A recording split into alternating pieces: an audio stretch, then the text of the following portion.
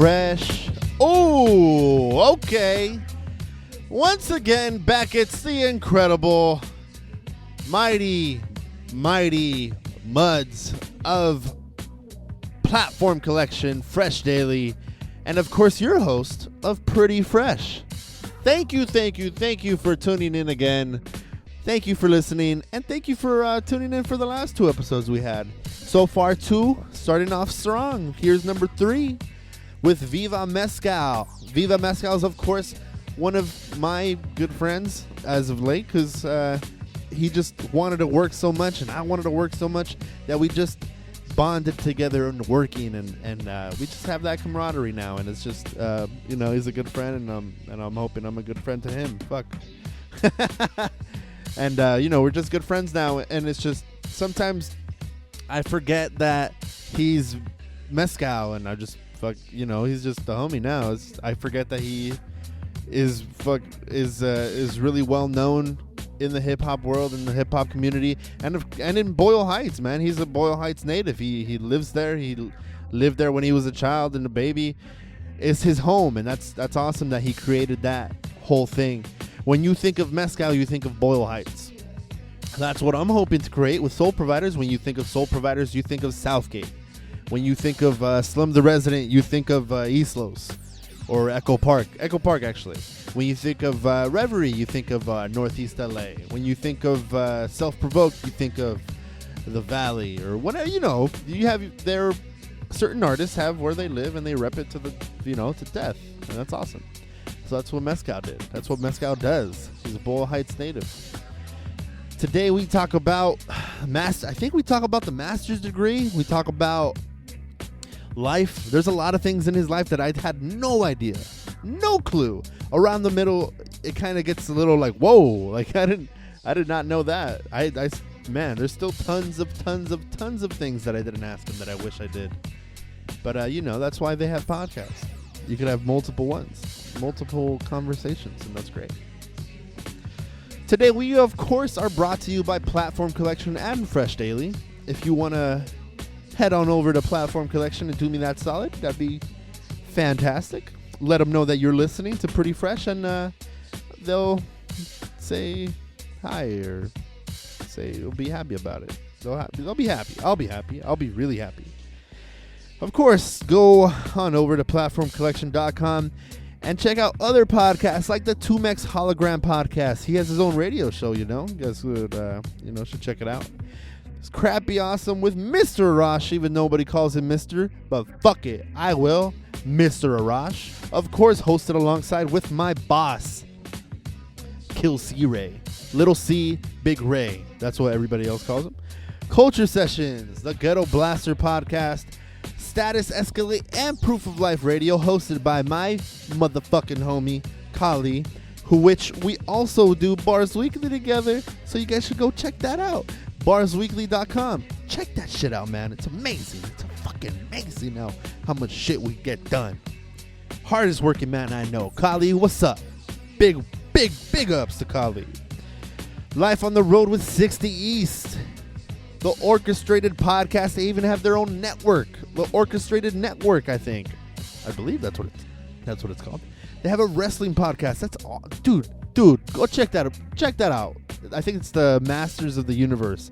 It's a great podcast. I love it. It's quickly becoming one of my favorites. And of course, Really Though podcast with Cookbook. Whoa, wait. Before we get into this, there's actually a thing that I forgot to mention, and I still haven't really mentioned, because I'm kind of just I'm waiting for a few episodes till I start getting into the groove of it and start talking about myself and stuff. But right now I'm just I'm giving you the conversations we have and all that shiznit. But anyway, this really quick, Pretty Fresh was an idea that I had for so long, and I'm so happy that it's finally out, and I'm really happy that people are liking it. And artists, every time I finish the conversation, they always tell me it was a great experience, and it was a great conversation they had, and that makes me happy. It makes me I'm so glad that people and artists are liking it and digging it, and it's just something I've always really wanted to do, and finally we're doing it. I had an idea because I was listening to a lot of Knock Steady and Kinda Neat and Crappy Awesome, and those were all my favorite podcasts, or they are actually. And there's certain things that they did that I've always wanted to do, but in my way, like my twist. And I'm trying not to steal it from them, but I'm trying to make it my own, because they're either really good ideas that they used to do and they don't do anymore, or they don't do it to their full potential, or at least I don't think. So Knock Steady being one of them. Rest in peace to Knock Steady, I guess, because it was a great podcast. It was a great YouTube channel, and everything that they did was so influential in my like high school and my high school life. It was great. I would always watch those videos and watch all these artists, and that's something I wanted to create and kind of keep alive with Fresh Daily, but obviously making it my own. And I'm trying to do that. So in the Mad Max episode, you heard him do 3 live performances, and that's something I wanted to do. I wanted to have live performances because I kind of wanted to make it into like some sort of a talk show where I talk to the person, and then out of nowhere he hears the beat, and then he kind of gets into it, and you hear it live. It's all live. It's all one take, and it's funny because it was with Mad Max. He was the first episode, or second, but whatever. He was the first episode, and I had the idea about it, and I told him, I was like, yeah, I don't really think people are gonna want to I don't think people are gonna want to perform. And he kind of just looked at me with a straight face and was like, Dick, like, if you don't want to perform for if you don't want to perform for a podcast or an interview, then what the fuck are you doing? Like, get the fuck out of here. Fucking make them perform. Tell them to perform. If they're not going to perform, fuck it. Fuck them. And I was like, dude, that's so nice. He said it so rude, but that's the type of motherfucker Mad Max is. And without further ado, this is Viva Mescal of East of the River. Here it is.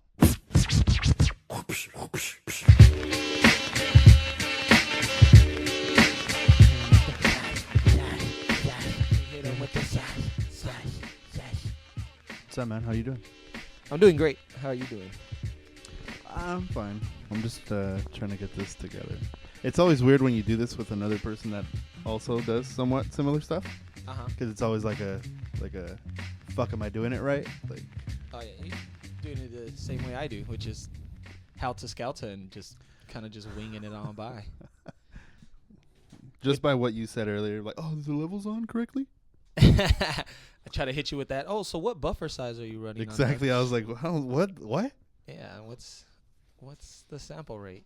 Exactly. I don't know. I just press record and that's it. And you're doing it right. It sounds great. I know what I'm doing. Okay, good. Today we have Mescalito, Mescal now, right? That's what you said? It's just Mescal now. Just Mescal now. Yeah. So I actually have a jar I carry around, and every time people say Mescalito, they have to put $1 in it. It's the Mescal jar. So, Mescalito, sorry, Mescal. I'm going to have to say that a lot. Mescal, East of the River.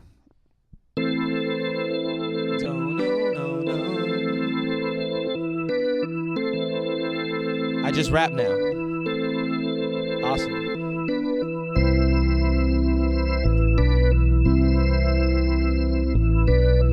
Yeah. This is my shit. J-Matic on the beat. I feel ugly. We're live right here, East of the River Studios. My name's Mescal. I like to rap. Yo, They thought I lost it, I gotta vomit. Lots of comments say, am I conscious? Nah, I'm just not an idiot fool. I'm awfully awesome, auspiciously on shit. This generation lost in electronics, got you faulty, got you flossing. Well, I'ma call you root canal, cause even in Corfu they rotten. Rockin' shows resemble mosh pits, mixed with the city of Zion from the Matrix when we party. Marley, hops and barley, a white girl named Barbie to drive so the cops don't pull over my car. See me stick my head out the window, scream, hey, like Fonzie. You pansies all mad cause you got schemed by Ponzi. Revolution is upon thee. It's 2016 and I'm just trying to find my inner peace like Gandhi. Gong me, gladly gone, this world is not me. Nazi doctrine still taught and it's toxic and haunting. Can't stop or block the thought conflict with the clips. The internet responds to full of shit.com. Watching zombie movies with zombies exhausting. Albie, sitting sipping whiskey, reading Charles Bukowski while belching. Whack MCs gas me up unhealthy. Melting hard drives inside the AWS. Mescalito on the mic, bruh, one of the best. And yet, I don't need you to love me, I'm ugly. I don't need you to love me, I'm ugly. I don't need you to love me, I'm ugly. I don't need you to love me, I'm ugly. I don't need you to love me, I'm ugly. I don't need you to love me, I don't need you to love me, I'm ugly. The ugly MC, I be dowsing, gasoline on gentrified housing. I scare them cause I understand what's going on around me. Rowdy like Ronda Rousey. You wanna go around? I didn't think so. Say that bullshit for FB. I'm an MC, MESCAL, fall, but never stay down. The underground's my playground, cause I could get paid, pal. With or without a PayPal, with or without a Drake sound, with or without a label behind us. Seeing my riders can't be denied, it's only a matter of time. We're out of our mind, you might as well hide up under your covers and cry. These lousy rappers got more excuses than Congress. Plans this big, yeah, nothing gets accomplished. Keep calm, Mescalito brought the bomb shit. Enough with this turn up blah blah blah blah nonsense. This that raw shit, nervous shit can't knock me off shit. High passion, go as fast as I can until I crash it. You smoke a blunt and get dressed, but you ain't high fashion. And I ask them, how you want full-time fans when you only part-time rapping? And how you gonna buy your mama a mansion without taking action? Astounding. I be the voice of 1,000 brown buffalo marching down Cesar Chavez. We proudly present the new generation of rhyming. I'm riding this way, but I won't beg for your love, see, cause I don't need you to love me, I'm ugly. I don't need you to love me, I'm ugly. I don't need you to love me, I'm ugly. I don't need you to love me, I'm ugly. I don't need you to love me, I'm ugly. I don't need you to love me, I'm ugly. I don't need you to love me, I'm ugly. The ugly MC. That underground ugly. Scratches by DJ Survive. Shouts out to the inner city dwellers. Mescalito. Oh wait, just Mescal. Now I owe myself $1. Ha. Break it down.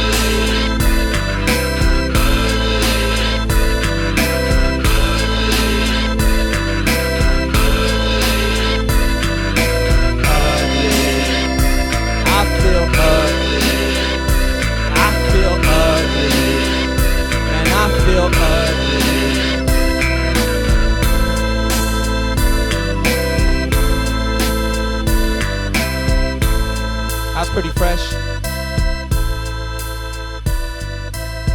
Mescal, ugly MC. You're not really that ugly though.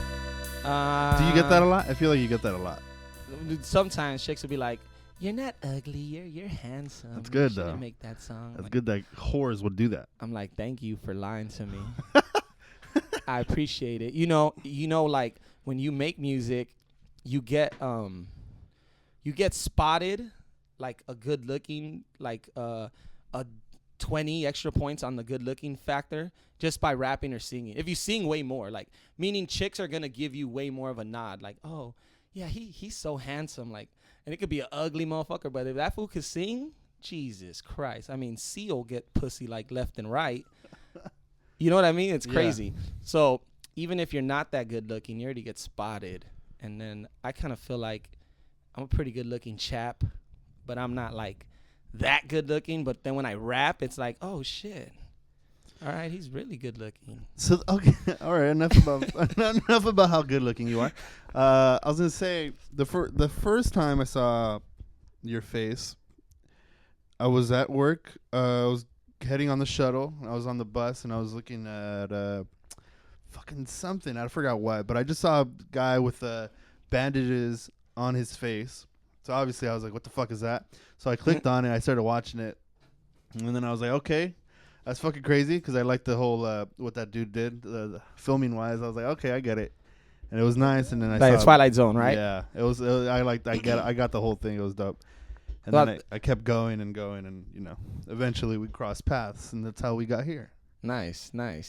So how did the whole process of that go? Did you actually think of that? Did he think of that? Or like, what went down? It was a concept that I obviously had taken from the Twilight Zone episode, which I was shown in school. It's called Eye of the Beholder, and it just flips the good-looking thing on its side. Like, beauty is in the eye of the beholder. In this planet, it's all ugly people, and she's a very, very beautiful woman, and they're trying to make her ugly to do that. So me and Mike, I actually told the idea to Mike Rio, shouts out to Mike, and we started writing out the storyboard and how I thought it could work.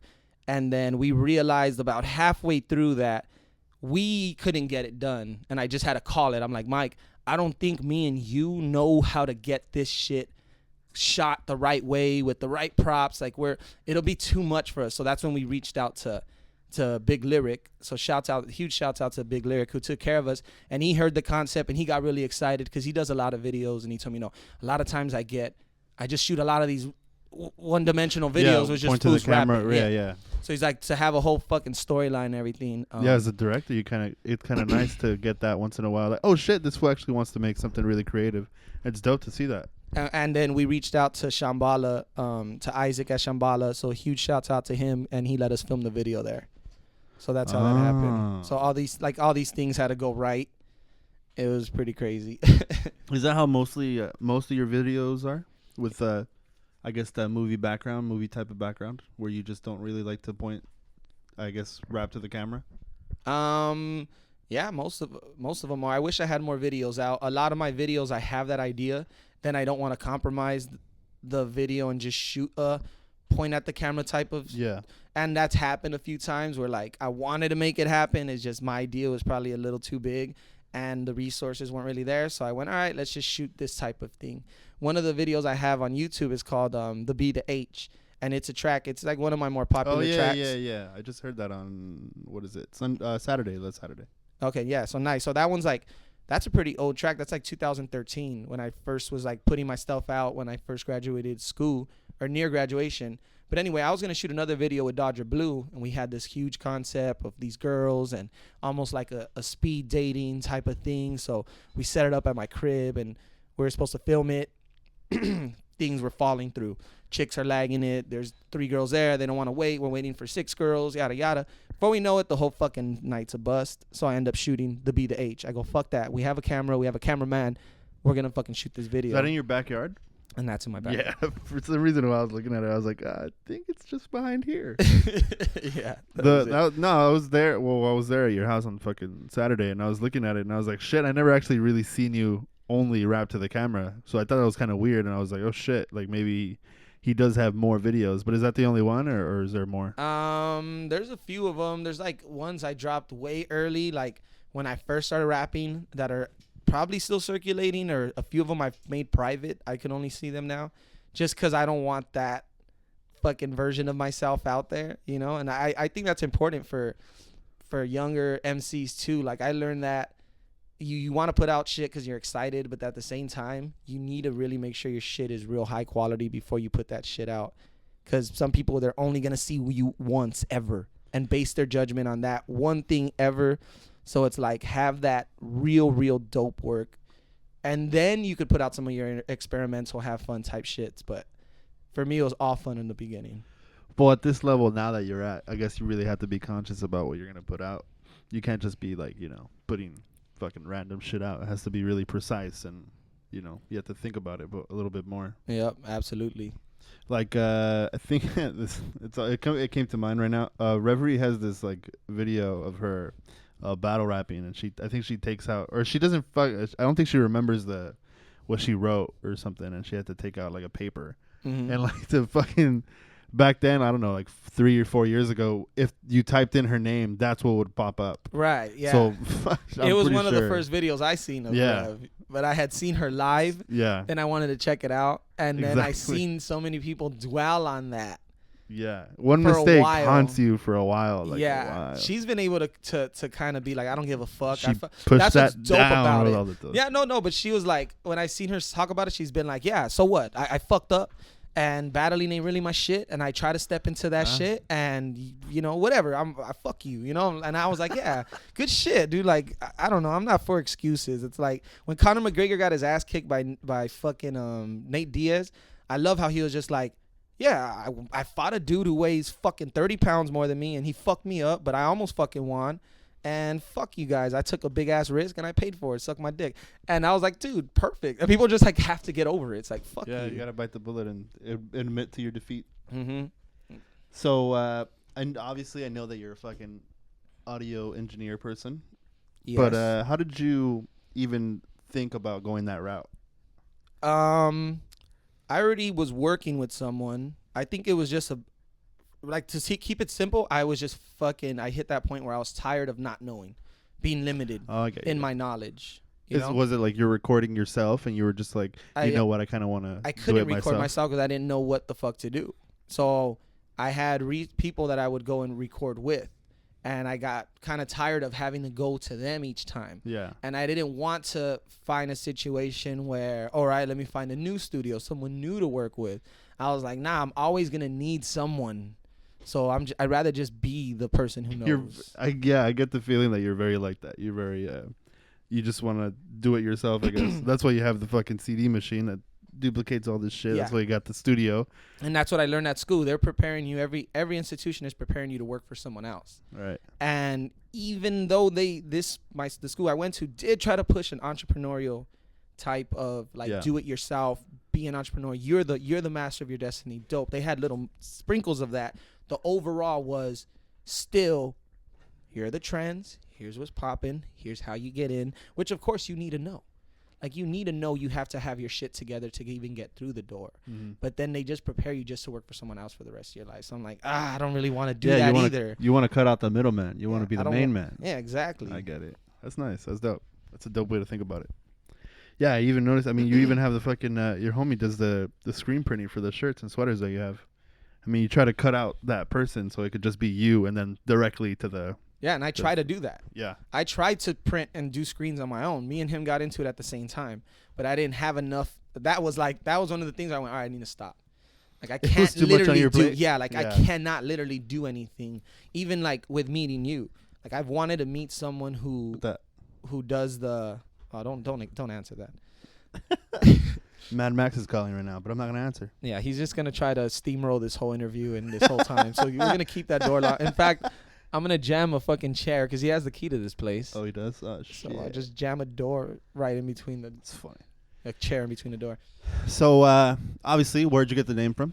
The first thing I want to know. Mescal, I got it from a story from Hunter S. Thompson, who's one of my inspirations, like creatively an inspiration that I've used to kind of put an outline to my music. Because one of the most difficult things, like when you're starting, is how are you going to lay your music out? Like how, I don't know, the concept behind it, you know what I mean? So I kind of used him as guidance, the writer, Hunter S. Thompson. He's the one that they made Fear and Loathing, the movie, about. Yeah. So he has a story he wrote called First Visit with Mescalito. And it's his first time doing mescaline, which is a psychedelic drug similar to like acid or mushrooms, you know what I mean? So his first time doing it, he's in Hollywood. And he's typing, and he just writes this crazy-ass story about his first experience. But I always love the name Mescalito. Like, it's because from mescaline. Yeah. And I did a little more research into it, and Mescalito is actually a spirit that you meet in a certain part in Mexico. That there's, like, this desert where the cactus grows. And when you take the peyote, the cactus, and when you're there, this spirit called Mescalito fucking shows himself to you. So while you're tripping balls, he either... helps you on your journey, or he fucking terrorizes you and scares the shit out of you. So people have good experiences and some people have bad ones. Have you done acid before? I've never done acid, no. You want to or not really? Yes, of course. Oh, really? It just hasn't been presented to you? No, it's been presented. I just didn't want to take it in the in that scenario where I was at that moment. Okay. I've done a lot of mushrooms and different like mushrooms, like the top drug that you've done, like the most, like I guess worse. Yeah, I guess I don't see it as a bad drug. I took mushrooms to have a psychedelic, to have a spiritual type of trip, right? Because I heard that's what it was about. You know what I mean? So when I did, like, I don't know, it just changes you, dude. Like, you feel more connected spiritually to the world. And from that one first time, then I know the difference between, like, a spiritual trip and then doing shit recreationally. Like, if we're partying and we take some mushrooms, we're probably going to have a party type of experience. Or you might have a bad experience, you know? But I've learned, like, you got to be careful where you do your drugs at. Yeah, the setting, it freaks you out. Yeah, dude. Whatever. I've had bad trips because, and I've taken, like, fucking the wrong shit, had shit laced. I've had pills that I didn't know what they were, and then they fucked me up. Or smoking shit, you don't know what it is, and then you're smoking, and the next thing you know, you're like, oh, shit, I just smoked fucking this shit. Freebase. Yeah. I just did, like, but it's in a party atmosphere, so you don't really notice. You know, I've had those weird fucking nights, like, goddamn. When I was, maybe my third time last smoking, I think it was probably laced, because just the things that I felt were not the way I felt it before. Mm-hmm. So I was I felt tripping like a little bit more, and then like I don't know, for some reason it felt like 20 minutes had passed, and I was in a different, house, and I was like, what the fuck happened? I was looking around like, how did we get here? And it just felt so weird. And I was but who did you smoke it with? Someone random or like friends that get down like that? No, I don't know if they got down like that. So I just, they were just. One time I was in a party bus, and randomly went with my friend, accompanied him, similar to what you and Mad Max did, with a bunch of random people. Before we know, we're like at, I don't know, Santa Monica or something, and we pull over from the party bus. Like, we were party hopping. Yeah. And the bus driver's like 1, 2 a.m. And then at one of the stops, people got off and some other fools got on. And before we know it, there's like a few chicks there.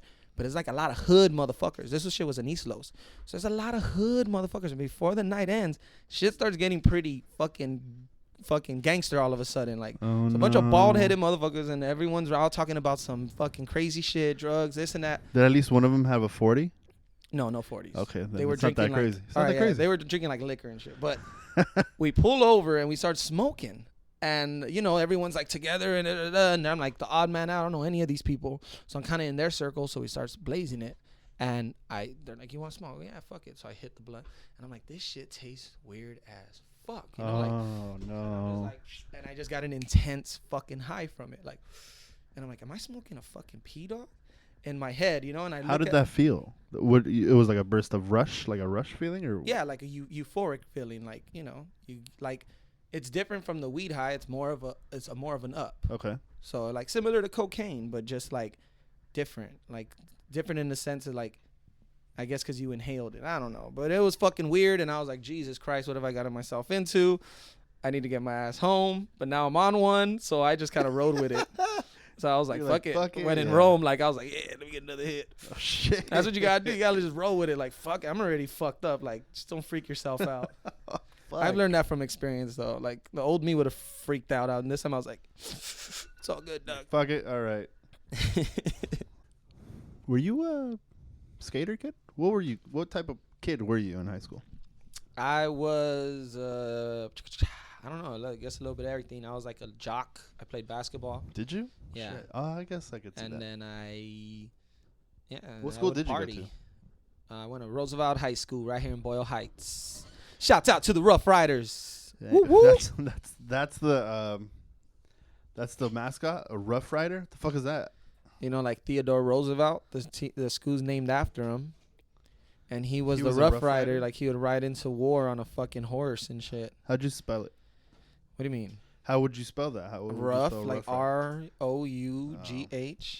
RID. For some reason, I thought the hip hop. I was a basketball player, not a cheerleader. RUFF? No, not the hip hop. Rough Riders. Rough. No, that wasn't it. So you were just basketball?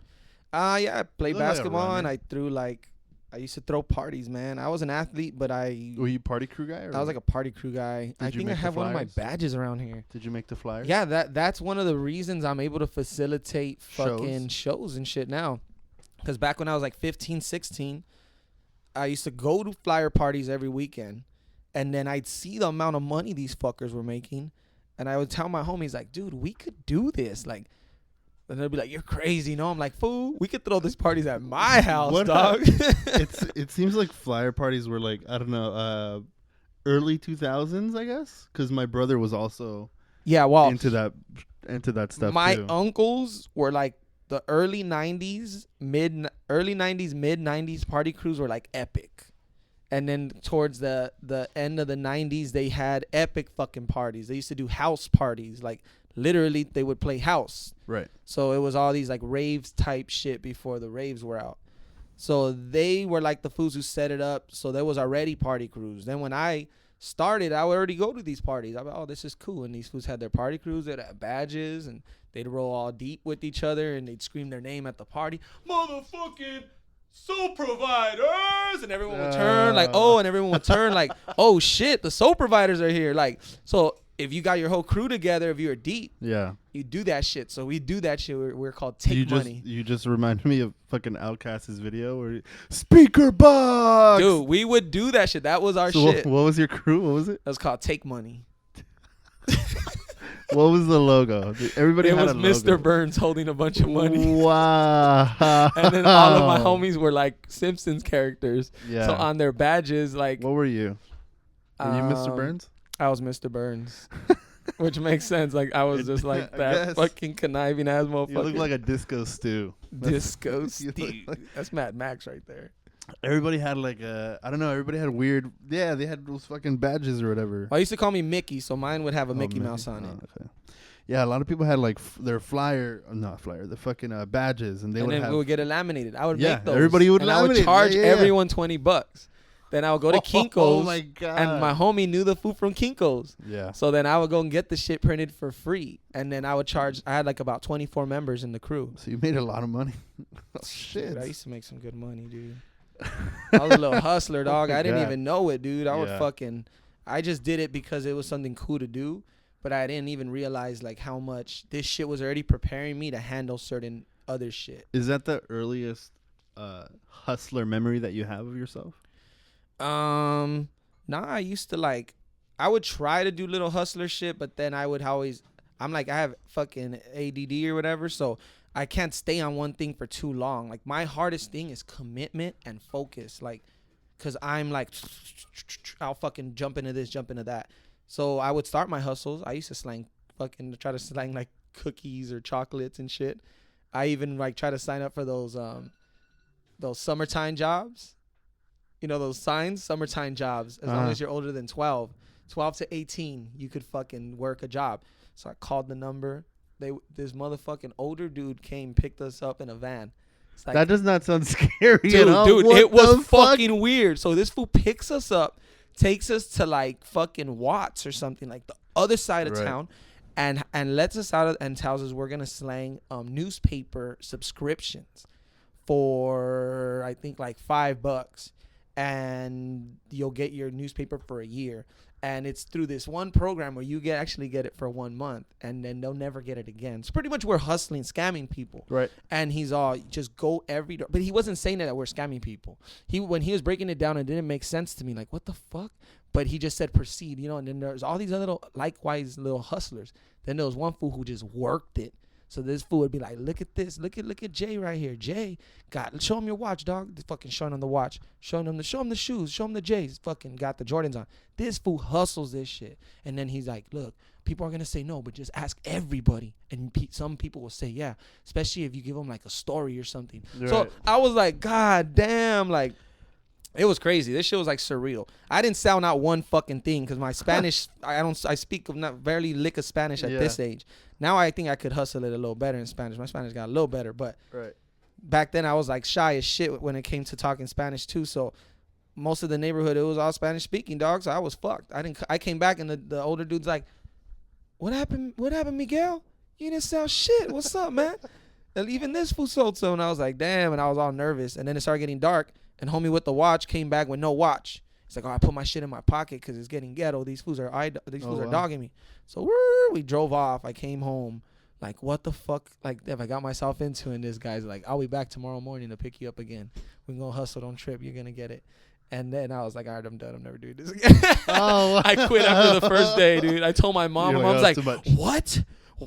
I'm like, Mom, what the fuck? I'm going to fucking report this motherfucker. Like, who the fuck this would think is? I'm like, no, Mom, just when he comes, I'm not going to go outside. Oh, it was crazy, dude. Hey, Miguel. Yeah, he was outside honking. Come outside. Miguel, let's roll. And all the other little motherfuckers. Yo, yeah, let's roll, food. I was just like, oh, shit. You're like, nah. Peeking through the fucking blinds? Peeking through the blinds like I'm not coming out. Nah, guys, I'm sick. I can't go. And I'm like, nah, I'm going to go, like, play basketball or something. So back to the party crew thing, because I'm very curious about it. Walk me through the whole. Okay. Yeah, exactly. So we used to like go to flower parties. They would get raided or they would suck. So we go back to my homie's car. We're drinking fucking 40s of Mickey's. Picture this shit. This is like 2004. And fucking I'm like 15 or 16. I'm like, nah. And we're drinking beer. And I tell him, we could do it, dude. We could do it. So I fucking get my homie to teach me Photoshop. He teaches me a little something on Photoshop. I make a flyer. I actually had the flyer at the Christmas party last week. It was called Go Get Faded. And it looked like Grand Theft Auto fucking Vice City. So I put little pictures on the side and like made them posterized like Vice City. Jesus, yeah. And then we put on the back and we put special invites. And we shout out all the other party crews we wanted to show up. So we put out like 50 party crews. And I was reading the names the other day. They're fucking hilarious, dude. It's like Vicious Ladies, Young Gunners. Dude, everyone would take real rap record labels. So they'd be like Cash Money. It would say fucking Rockefeller, fucking this and that. Like these were the crews. The one that I remember from my high school, there was one that was called TOF. And there was another one called X-Rated. X-Rated. And they had like those X-Rated ladies. Yeah. There was another one, Tune Unit or some I don't know. It was all fucking crazy. Yeah, dude. A couple of these little party crews ended up like becoming gangbangers and shit, which was all bad. Like these was took it to a whole other level. But to me, it was all innocent fun. And when the cops would come and raid us and they'd act like assholes, like everyone would send me, Mickey, come fool the cops. Boom, send the white boy out there. Hey, what's up, guys? Hey, guys. Yeah. What's up, guys? What's going on here? Fucking, we're just having a little get together for my friend's birthday. Oh, it smells like weed. There's people drinking. I'm like, yeah, we didn't. All of a sudden, it turned into this huge thing. Oh, actually, I'm glad you're here. We didn't know how we're gonna end this. You know what? If you can, this party's over. By then, I already had banked in like $1,200. Way more money than I ever made at a hip hop show, dude. Shit. I'll tell you that much right now. $3 at the door, dude. These fucking teens, bro. They don't give a fuck about their money. And then you know what happened? Fox 11 News burned us. Fox 11 News put out the special. That sounds like a Fox 11 News and they thing. fucking go and they show our parents and they tell them that we're doing nitrous, doing Nas, because we used to sell Nas. So, dude, it would sell so much. I shouldn't even be talking about this, but we used to slang Nas, dude. It was amazing. It was crazy. We used to make so much money, dude. We were little entrepreneurs. And when that fucking news special came out, my mom put 2 and 2 together. She's like, this is what you're doing at these parties? Oh, and shit. Like, this is why I find empty balloons in your pocket. Because she would do my laundry and be like, why do you have balloons? I'm like, I'm practicing. Oh, no, well, it was a party and there's fucking, we're hanging up balloons, like say stupid shit, you know? And they didn't understand, like, come on, like, you only find a balloon, like, doing heroin or something. Like, that's what heroin addicts put in their shit. But my mom knew I wasn't doing that. I mean, I was skinny, but not that skinny. Anyway, I digress. Funny. Oh, shit. It was some wild-ass times, dude. And it was, like, its own little fucking scene and culture, dude. It was so many fights, so many, like, girls would be with this guy, that guy would be with, everyone was, like, seeing each other. Like, it was like a soap opera, dog. And it was the way we socialized because there was a techno for us. That's what they used to be called. And then MySpace started coming up. Yeah. Like around that time, right towards the end when I graduated. So I stopped throwing parties after I graduated because it wasn't cute anymore. I could get in some serious trouble for underage drinking and shit. So I left that shit alone. I think I was about a year late maybe. Because once I got into like freshman year, that's kind of everything started dying down a little bit. Yeah, true. And people were tired of the hip hop party. It was too baggy and too much gangster shit. And like when 50 Cent came out, that was like the pinnacle of gangsterness. Like everyone was so hard and tough and everything. And then people got tired of it and they stopped going to flyer parties. And then they started going to gigs. So rock shows started cracking more because people were like, fuck that. Then they started going to dance parties where they started playing house music and that softer music, that Justice and all that shit. Like that started blowing up. And then people were like, oh, I'm going to EDC next year. Well, what the fuck is EDC? Oh, it's this shit. It's been going on forever. And this music popping. And then that took over, fool. And all my best homies who did hip hop DJs became fucking house DJs. I do, yeah. Everyone went that route, dog. It was crazy. The only time I ever went to a flyer party, I think it was in it was like Halloween. I think my friend was DJing. That's the only reason why I went. But I went and it felt such like fuck, am I supposed to be here? Like shit was so weird. So we'd go in. I think it was me, Vile, and like two other people, and we were walking in, and it felt like people on this side and people on this side. It was very fucking huddled up, and it almost felt cuddled, And then if you're getting play in action, like you were the man. You know what I mean? And then there were fools who were just there to be tough. So you had to be deep. People on the side were like all bald. Then there were the gangbangers who were there because it was their hood. Yeah. So I had to deal with all that too. Mickey, these fools are tripping. What's up? What's up, homie? I'll be like, hey, bro, we're just having a good time. Look at all these girls. I'll take care of you. Don't trip. Fucking kick them down. They don't know I'm making like a G. I kick them down $50. They're feeling like Al Capone, like, fuck it. They leave me alone and shit. I make sure they're cool. Hey, it's the fool. If the fool wants a beer, give him a fucking beer. If he wants some fucking whatever, just hook this fool up. Just remembering fucking couples all fucking close together. On the way in the far left side is all the Nas tanks, and all the little shit on the other opposite side would be all the gangsters, and they'd be just chilling, drinking their 40s. On the other side would be the DJ with the fucking little lights and speakers and shit. The best thing that could happen were the cops showing up at the end after we already had a good night. Happened. That was like the best thing because if this shit went unchecked, crazy? It would go. That's when it would end in fights. That's when fools would, Fortunately, I never had anyone get shot. I had a few fucking fights, but fools that I know and parties that I was at, people got shot, and they had to deal with that. Someone getting killed in front of their house, like a kid. And then we look back now, like fuck, we thought we were so grown up, and we're 17, like. We're 17 fucking acting like this and driving around and pretending we're adults. And fools got they literally killed each other over that. Embarrassment, all the pressures at high school and this shit that crowd gives you. Yeah. Like this dude called you a bitch or fucking stepped on your shoes or did some stupid shit. And it's because it was in front of a crowd, you had to punch him in the face. Then he had to retaliate. Then 4 months later, you see him and you shoot him. Now you're doing life and this fool's dead because of some stupid shit like that. And that was one of the bad sides of it. Like that as I got older, I was like, damn. Kids would go out and their parents would see them go and they'd never come back. You just went real right now. Yeah, no, that's some deep shit. Real right but that went real. You went real right now. But it was a lot of fun days, man. Luckily we're pretty good kids. We're crazy, but we didn't take it. We weren't fucking like dangerous to people or weren't assholes about it. Like my neighbors knew. I would tell them like we're gonna have a party, and I did take a little extra precautions, Just let them know, hey, it's not a rave, it's not Project X, but it's gonna get around there. Shit, dude, could have been there for those days. Fuck me too, man. That would have been awesome.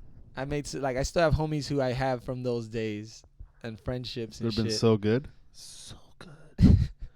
Just taking pictures of everybody. Fuck, it would be so dope. There were no dope cameras like that. No, there wasn't. There weren't even camera phones, so you could do whatever you wanted. Yeah, that's true. Oh yeah, J Matty. And if I would have had this song at the flyer parties, I should have just been rocking all the flyer parties, dog. I love this song so much.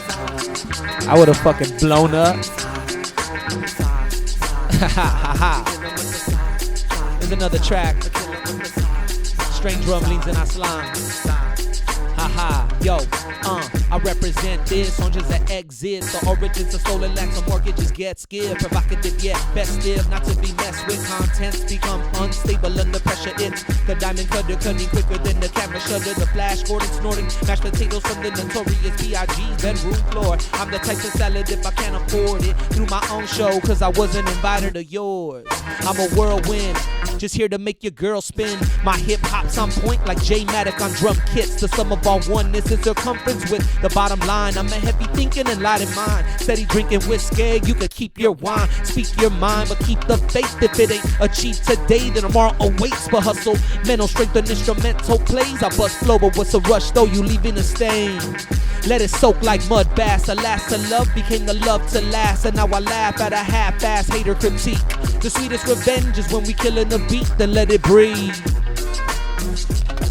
Ha ha ha ha. I shut a show down like frozen computers, that's clever. Pro like MacBooks, abusing your losers, you better check your intel. I'm penny on 4 like cyber hacktivists. I'm saying my hands could start a war. Connoisseur, dope rhymes and metaphors are orthopedic surgeon will be needed for the normal form of foaming the full board. I'm floored, I'm with the oh my lord, a lower vocal cord. I'm supposed to score lyrical orgasm and I've come for more. Get it? I've come for more. Look, come and kick it out in East LA where the cops raid the parties with the flash grenades. Boom.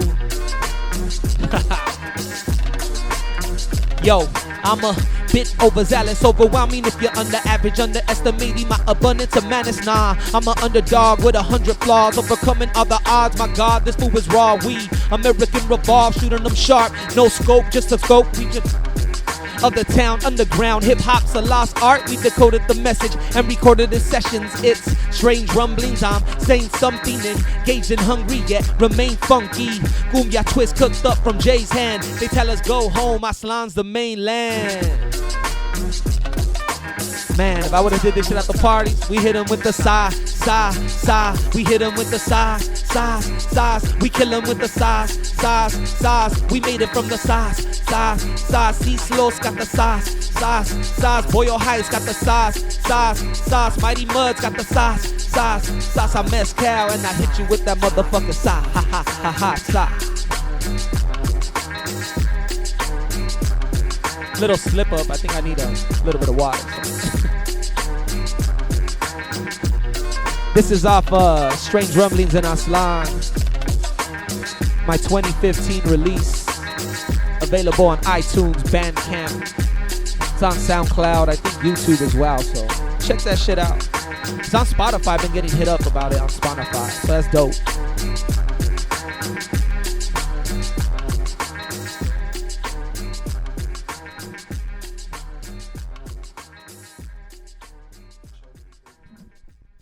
How does this sound?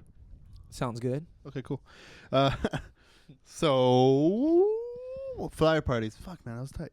After that, were you already rapping at that point or not really? Nah, I was like, I had my little raps that I would write here and there, but I was hella like fucking embarrassed and insecure about it. And I didn't really take it that serious. Like, not a lot of people did hip hop at my school. I wasn't really exposed directly to hip hop, rhyming, cypher, shit like that. Like, you just didn't know if they did that. Nah, I'm pretty sure it was going around. You just didn't know of it. Yeah, maybe. But like, once I did want to, I would see it online, and I looked for the spots, I guess really directly around me, and I didn't really find any. And then once like the internet kind of advanced, then it was easier to connect with people. Like, oh, okay, here goes this. Now you can find a show like every fucking day. When people tell me like, hey, can you hook me up with shows? I'm like, dude, I could tell you to follow like 4 people right now, and you'd fucking have a show every day of your life if you wanted, because there's the right people. But it took me a while before I knew those right outlets. You know, right? It's a trip. Life's a trip. I'm riding it. That's all about. And I admit, that's all I know. I'm like, what I was curious about.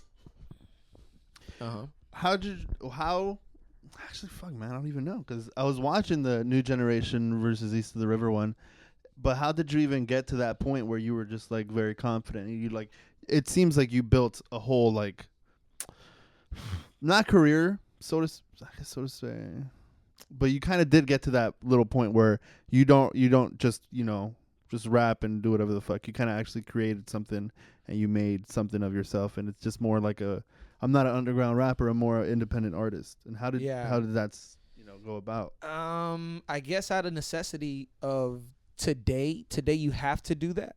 You just have to. And if you don't realize it, then you probably need like a wake up call. And I try to tell other artists this, but there was a lot of, I guess it doesn't just happen, but it was out of necessity, dude. I was believing in other people's shit so much that I didn't have anything that to show for it for myself.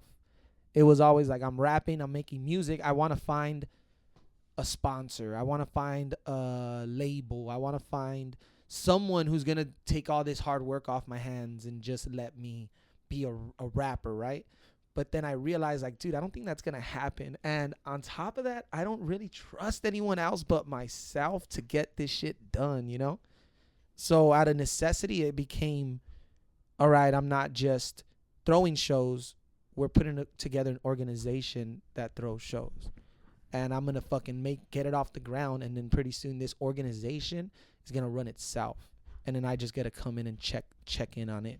And that's where I want to see the EOTR network or even the studio. I don't want to run this studio in another year. Seems like you're a record label executive or whatever, the president. You just want to have that option. You want to have that outlet. And then you kind of just want to oversee things later on down the line. Yeah, exactly. That would be the ideal thing in my head, because then I'm putting other people around me to work. Yeah. And I don't know. It just seems like I've always had that natural knack of being a leader. Sometimes I may not have all the knowledge needed, and I get ahead of myself sometimes, but that's where the team comes in to keep me on balance and keep me on shit. But I've always been able to rally people, especially if I believe in it. If I believe in the cause, shit. Million brown buffalo walking down Chavez, like we could get there, you know? Like I know we can. It's just about really believing in it. And what gives you confidence to believe? Knowledge, experience. Those are only two things. Everything else is bullshit. And sometimes you have to bullshit yourself to give yourself the courage to do it.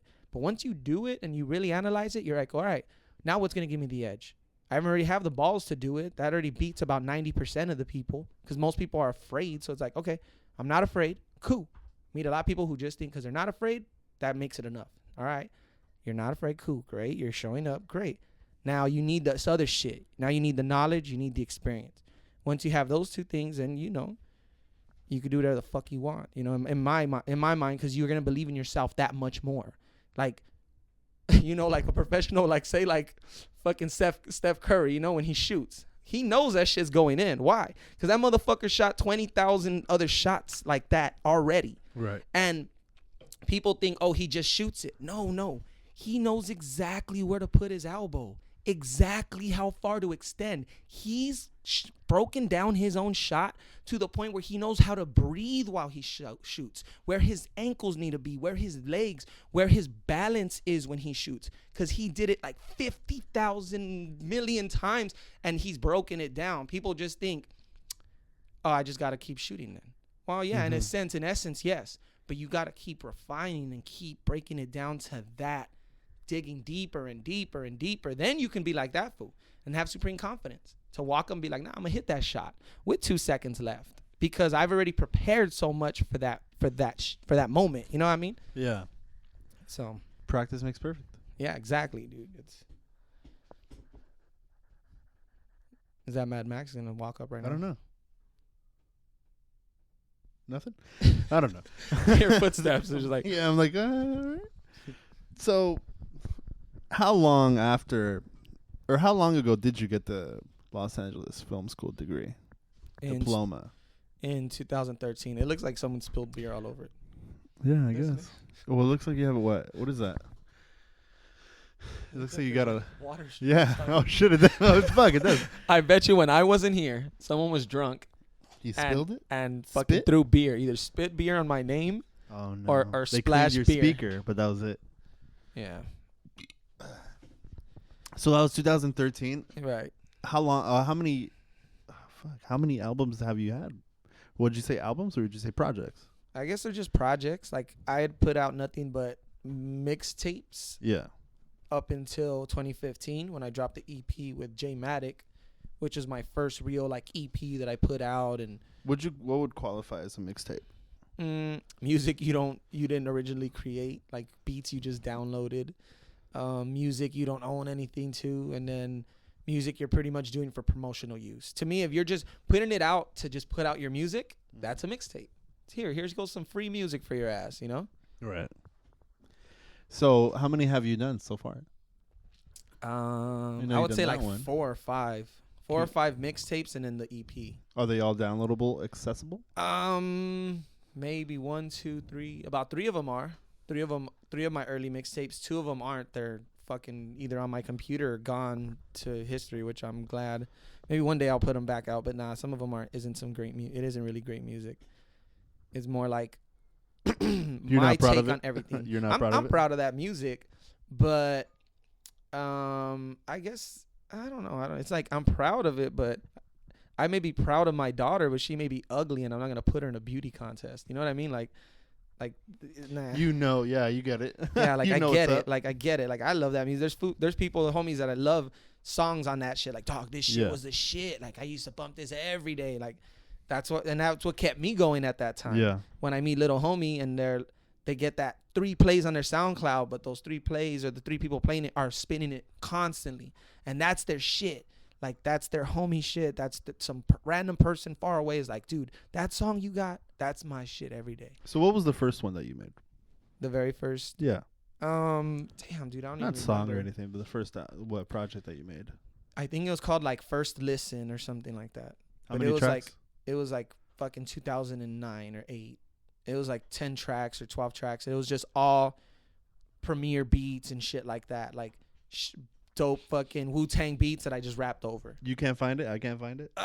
Maybe. There's probably some fools out there who could find it. There's a couple of killer songs on there. Then there's a couple of bad songs on there. Like, but I remember there was this one where we did, me and my homie, I did like the Wu-Tang Clan Ain't Nothing to Fuck With, and it transitioned into Shook Ones. It was like a real famous, not a famous, but that transition was like, I know, yeah. That I know video, everyone rhymed to it or write their bars to it. I know what you're So talking me about. and my homie like wrote our sickest 16 we wrote to it. We Right, wrote, yeah. Everyone does it. And we put it out on MySpace, and it got like 10,000 plus plays and shit. So we thought we made it. You know, made like, it. damn, dog, like, damn. Fuck. And then we put out like some other shit, and it was like, yeah. Yeah. It was like my homie that we were recording with, he was the one producing it. So it was more directed for him, and he wanted to make more radio-friendly type shit. So it was just a huge contrast and difference. But at the time, I thought, hey, I'm getting free studio time. Hey, I'm fucking actually getting to record my shit, which was a huge thing to me that I didn't really care. So I was like, fuck it. But I look back like, damn, dog, like that was like a year or 2 wasted working with him. Like, not in a mean way, but now I wouldn't do that. Now I'd be like, nah, this doesn't work. I'm out. Like, there's nothing wrong with that. Like, oh, I like your style. Your shit is cool, but it doesn't work for me. And there's nothing wrong with it. I'll still support you. I'm just not going to waste my time with it, because it'll be a waste of both of our time if we did that. You know, like, it's about having that understanding, or I guess confidence or fucking experience to just know when shit don't fit. And how did you record the first one? At my homie's pad. So every now and again, like, he would want to take control of the session. So he'd be like, this is what we're going to work on today. I need you guys to jump on my beats. He was an older homie, or what was he was like the same age? He was the same age as me, but he just knew about Pro Tools and had all his setup. So, which was cool. And he was cool. And he was putting us on game, fool, because we didn't really know shit about recording, how to control our voices. Right. We were straight amateurs, like, just trying. You know, you're still learning everything. Our voice in the mic alone was enough to make the heart adrenaline just pumped, like, hell yeah, pumped, you know, like, fuck yeah, I'm when recording. you're excited, when you're excited, you kind of just want to do it. Yeah. I was watching this video that I was recording back when we were first starting to record, and the mic would be like straight up like this, and then Val would be like over here and doing this shit, and then going all to the side, and I'm looking at it now like, fuck, like, how did we even think that was good? Like, yeah, exactly. So we went through those growing pains together, so I didn't really mind. right. It didn't bug me at all. But now looking back, I'm like, fuck. But that homie would be like, we're gonna work on stuff today, and then me and my other homie I started rhyming with would be like, all right, but we wrote some other stuff. Can we get to our stuff? And he'd be like, oh, bro, but that's not even your beat. Why don't you rhyme to one of my beats? Yeah. Like this shit. Like, he was trying to, like, dude, you want to sell your music. He had more knowledge You already of knew it. what's up. Yeah. So he was like a little ahead of himself in the sense that he had more work to do on the ground, but he had the right idea. He's smart, business-minded kind of dude. So he wanted to make commercially viable music so he can get paid and this and that.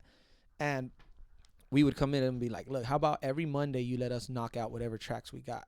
So for the whole week, we would write to shit and practice it. And then we'd come on Monday and we'd make hurdles and leaps and bounds in our style and in our recording in one session as much as we could. Like before, it would take me takes or it was a lot to spit a 16, like to remember it, to write it, to believe in what I was writing, to know how I wanted to say it. Like I was very critical of it all, the entire process. And not having enough practice time on the mic to actually get comfortable was limiting myself. But I was just so limited in my thoughts that I thought this is the only way I could do it, so I got to just play along, you know? So I got tired of that. And I'm like, I'm going to school, man. I'm going to learn how to do this shit myself. I don't want to fucking be waiting and only be able to record this, even if it is mixtape track. So what? I want to make a buzz. Like, who's rapping for Boyle Heights? Who can say they're rapping about what I'm rapping about? I'm not rapping about money, clothes, shit like that. Like, what the fuck? Like, that's what everyone's rhyming about. Yeah. I'm not even saying LA. My homie used to be like, say LA, rep LA, make an LA anthem. The city, you could blow up. Rep your city, your and I'll be like, nah, fuck that. I'm repping Boyle Heights because no one else does. You know? It's very true. Then fucking clothing lines started springing up. Then this started springing. I'm not saying I fucking did it. Yeah. Like, oh, I'm the reason people say Boyle Heights. Nah. People were already repping Boyle Heights hard. They love it. I was just one of them as well. And I think collectively now, people are making money off that shit, dude. They know because of gentrification, because the name's always in the news. People know there's clothing lines, but there's also stuff online, like content online, like we're talking about. Yeah. These fools are making money off of a name of a city, you know? Like, they know if they make 100 videos a year about Boyle Heights, 1 million people are going to watch it. And from that million, they're going to get their 10,000 or their 100,000. I don't know what the fucking break on the bread is. Right. So it's amazing to me now looking at it from that aspect, you know, like shit. Plus, like, I guess subconsciously everybody starts thinking, oh, you're associating that city with you. So it's like you both win. It's oh, yeah, Mescal. He's from Boyle Heights. He reps that shit all the time. Yeah. I like the way I know Slum the Resident. Oh, Echo Park. He's from there. Yeah, you know, exactly. And it's the like same way. All the other people. Oh yeah, Queensbridge. You know that shit. Yeah. I've never been to Queensbridge. Yeah. But I know I know where it's at. I know what streets not to go because fucking Jimmy got shot in the head. Nas said on that one song. You know, like don't go. Like you know, it's crazy. It starts sinking into people's head. Like, oh, okay, that's where they're from. They're not. They're from LA, but you know, they do have like sub cities, and that's the sub city. Yeah, and that's a part of hip hop. People say, you know, fucking Bankhead, you know, on fucking T.I. songs, or the South does it. So for me, it was like, that's what everyone does. Why can't I do it? Like, that's true. Fuck. So afterwards, you finally graduated, and what were you? Did you already finish your second one? Did you finish your third one? Is that your second one or third one? Or is that the new one? The Blurry Journey was like my third of my mixtapes, but it was like the first one I actually did on my own. So it was like a moment in itself. This one was like, all right, I've been going to school. I hadn't graduated yet, though. I was near graduation, and I was almost done with this project. So I wanted to put it out. So we did the whole release party. It fucking fell through. In downtown, fucking, I had a loft. They canceled the same day. Fuck. I did like 200 hard copies of this shit. Jesus. I just stood outside of the party and fucking handed them out. I must have handed them to like 40, 50 people who were just right there like, oh, what? It ain't happening. Yeah. Then while more people came by. So then I ended up just going to a local bar and partying at the bar, and even more people were still there. So I don't know. I think we would have had like a real nice crowd, but it was just a bummer, you know? So I stopped depending on other people for venues after that point, which then pretty much made me get back into throwing shows. Because I would throw shows here and there, but just for myself. Then I'm like, you know what? I need to meet people at venues. How do you make these connections? By throwing shows. So I started bringing my shows to their venues and meeting new people. And now I got a good reputation as far as like I could reach out to a gallery or to like a venue and be realistic and be professional. Like, hey, this is what I know I can do. I know I can bring out X amount of people, and I know how, you know. And every time I haven't followed the formula, I haven't had a good show. And every time I have followed the formula, I've had a great show. So it's like the formula's there, you know. So Yeah, but after the Blurry Journey, this was like to me a crazy little turning point on my rap like career. But this is like the project I really pushed. Then I met Mad Max through this project. I met Drew through this project. I had like I don't know. I made a lot of connections. It was a trip. This Life's one, a trip. I'm writing it. So oh man, that's so crazy just to think about that. So have you even started on your newest album with this whole studio around you? Yes, it is started. It is like in its like third trimester right now. Would you call it an album now? Not Yeah, mixtape? yeah. Now it's an album. For It's sure. not a mixtape. I'm gonna put it out legit. iTunes, Spotify, all that shit. Try to get just paid a bunch for of it. producers?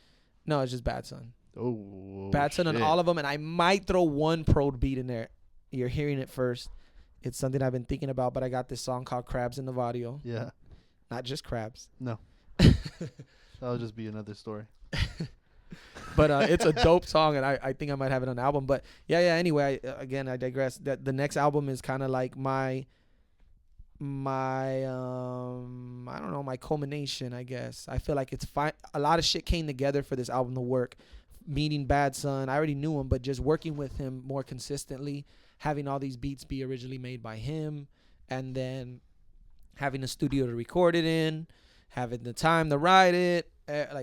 This shit is the first one I'm A lot not of rushing. variables to think about. Yeah, dude. So I'm fired up, Well, and it it's looks gonna be like, called yeah. the Master's Degree. Well, it looks like the master's degree. That sounds fucking tight. So it's gonna be That's called awesome. Weird Turn Pro, the Master's Degree, which is another ode to Hunter S. Thompson, Right. because he said when the going gets tough, the weird turn pro, and that's what he always say, because he always lagged it in all his deadlines. And then on the last minute, he'd be like, "All right, time to just turn it up," and he'd fucking get it done somehow. And that's my life, and that's this album, That's true. and it's about turning Just pro by in the a music sense. videos that we've done. Exactly. Turns out it Exactly. all works out. It all works out. Well, it seems like you're having everything, on point. You got tour coming up in April, May. Got this nice fucking studio. You got the fucking Boulevard. You got a lot of stuff, man. It's a lot of stuff. different- I'm a proud. lot of I'm variables. proud to know you.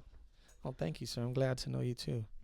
This has been, pretty fresh with Mescal, not Lito, but he's a Lito Mescal. Anything? Anything you want to say before we? dip out? No, thank you for having me. Shit. Hey man, thanks. Support Mighty Muds. This man works hard. And any job openings, holla at him. My man's out there hustling. Hey, this is Mescal, East of the River. Oh, well, this is Mighty Muds from Fresh Daily. But you are Mescal from East of the River. Let's take him out with one more track. I won't get too loud. I'm gonna monitor my volume. This track called All My Life. Yeah. Man, fuck the law. Can't catch us in this maze. What can I say? All my life. I wanted a taste. That good life. Life ain't good, so I escape. Carve on my grave. All my life. I wanted looking through a hole. World I never know the price to flow. Unreached goals. Friendship froze. Fall slow. Like petals on a dying rose. And I suppose my life's a show. Sitcom characters come and go. I sit calm, but my mind trip gone. Bitch, keep calm. Let me get my trip on. Make another 6 song. And the album that I owe my fans. Been a minute, but my flow's advanced. No match, Boyle Heights best. I'm recording crack. MCs gassed up like the Porter Ranch. There's more to rap than whores and trap. We wanna coach your back. East Los wanna steal back. And I'ma leave it at that. Living a dream, building a team, working the kinks, earning our keep, turning the key, killing the beat, murder the show. Every weekend it gets resurrected, and I feel a divine connection in sessions when I lay it for the next gen. Find your purpose, remember this. Never play by the rules, cause this game is fixed. So fuck the law, can't catch us in this maze. What can I say? All my life, I wanted a taste. That good life, life ain't good, so I escape. Carve on my grave. All my life, I wanted a taste. Man, fuck the law, can't catch us in this maze. What can I say? All my life, I wanted a taste. That good life, life ain't good, so I escape. Carve on my grave. All my life, I wanted fair shake, maybe a rare break. Always been $1 short and a day late. Hey, wait, I ain't working to pay rate to save face. Slavery is sharing the same brain. I disconnect but never isolate the heightened state when I'm on the mic to make your night for great. Phenomenal, the monster breaks, the chains of shame. This is how we change the game. I'll create a league of our own like Dottie and Kit. Half man, half myth when he flows like tsunami so sick. Get off your phone for a minute, IRL when I kick it. So calm and poised with these switches on my nuts like an almond joy. Every hater in the cut, hope you're all annoyed. I saw the void, I found my voice. Now I amplify, my soul want a song cause I have to die. And when I'm gone I hope they ask it why I sacrifice half my life just to grasp a mic.